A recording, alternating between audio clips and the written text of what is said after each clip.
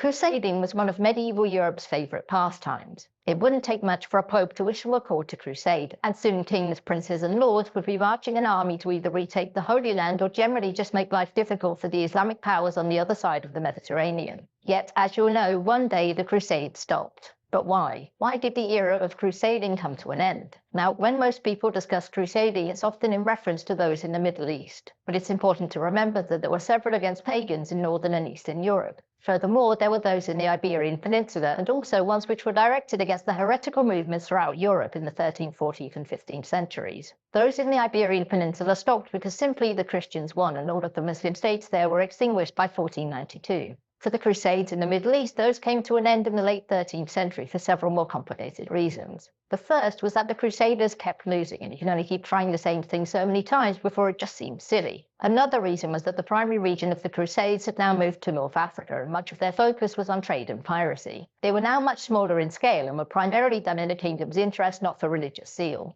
Furthermore, many were now undertaken without the consent of the Pope, which leads into one of the main reasons that these former crusades came to an end. The papacy's power began to decline and everyone started to ignore them. This was due to several factors. First, there were numerous schisms and as such numerous popes who had different rulers acknowledge them. This meant that crusading became much more risky, since previously going on a crusade meant that the Pope would excommunicate anyone who invaded you during that time. And if you rejected the Pope who sanctioned a crusade, you could just wait until your rival's army left for the Holy Land and in you went. The second reason for the papacy's decline was the Protestant Reformation, which meant that many places were now permanently out of the Pope's sphere of influence, and many of those who remained were now dealing with internal religious conflict. So did this mean the end of formal crusading? Well, kind of, but also no. There were still large wars involving numerous Christian states which occurred under the direction of the Pope. Although not via papal bulls, most of those issued around this time were ignored. The most notable of these religious wars were those of the Holy League against the Ottoman Empire. These weren't to restore the Holy Land or reconquer Constantinople, but to slow and ultimately hold the Ottoman expansion in the Mediterranean and Europe. This didn't work immediately, but it wasn't long until the Ottoman Empire began its long terminal decline,